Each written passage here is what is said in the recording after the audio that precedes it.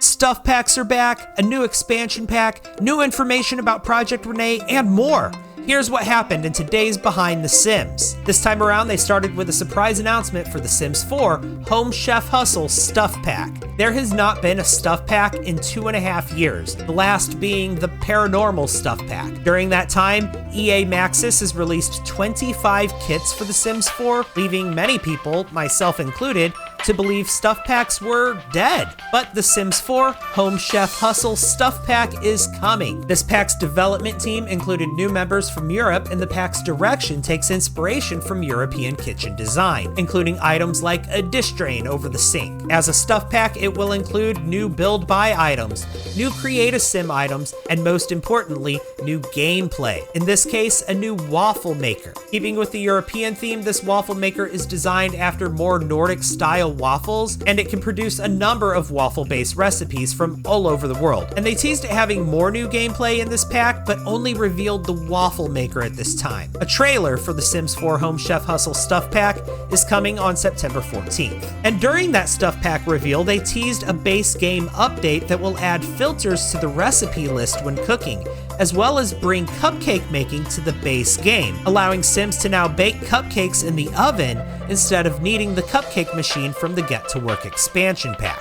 Next, we saw a new roadmap reveal. It said, embrace the hustle and bustle, one tasty stuff pack, one neighborly expansion pack, and more. Get busy, September to December. And it showed several objects, including some mail, what appears to be a set of house keys, a pasta dish, a tea kettle, and a margarita pizza. So in addition to the Home Chef Hustle Stuff Pack, we're also getting another expansion pack between now and the end of December. That is 3 expansion packs in 1 year. And I'm getting real estate and home ownership vibes here. Not so much suburban, more urban. It's giving I'm meeting my realtor at a diner in the city vibes. Not gonna lie, when I saw the keys, my immediate first thought was cars, but then I saw the keychain and realized those are house keys, which fits the vibe of the rest of this roadmap a lot better than cars. I don't want to assume too much, but the pizza and the pasta and the tea kettle, none of that looks like it can be made with a waffle iron, so those might be new base game recipes, or maybe new recipes that come with this new expansion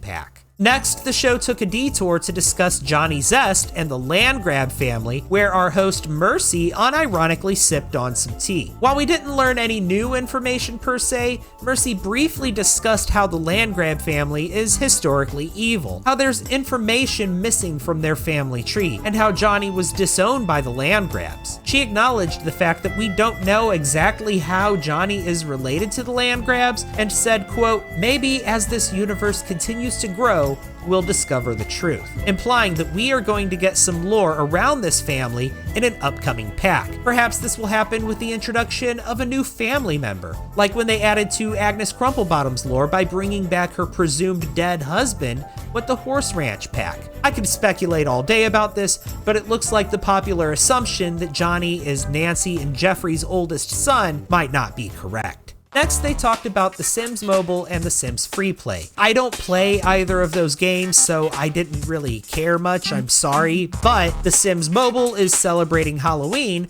and is also celebrating 100 years of Hollywood, which is odd timing right now considering the Writers Guild and the Screen Actors Guild are both on strike. And The Sims Freeplay is celebrating Day of the Dead and promoting their Pastel Pastimes update. And of course, they had to talk about the next Sims game, codenamed Project Rene. They've discussed Project Rene a lot during these Behind the Sims streams, and we've learned something new each time. And today we learned that Project Rene is going all in on their free-to-download model. I found statements like, what must we preserve to make this still a Sims game? We want to do things from the start that The Sims hasn't ever done, and Project Rene will be a new way to play The Sims. To be quite telling during this description, they're very much trying to set the expectation that this will not be a traditional Sims game. This will be a free-to-play game with all of the free-to-play garbage that comes with that, like microtransactions, and this was further elaborated on when discussing weather, where it was revealed that basic weather will be in the core game, probably due to pressure from competitors. And bite-sized DLC can be created around interacting with the weather, and the examples that were given were winter sports, ice dancing, and snowman building. They also discussed the multiplayer aspect of the game, and during this segment they kept referencing old side games from the Sims series, like Castaway Stories and The Herbs, almost as if they were implying that multiplayer-based gameplay in Project Rene may be story-driven experiences, which honestly sounds kind of fun. Imagine playing The Herbs, but in multiplayer.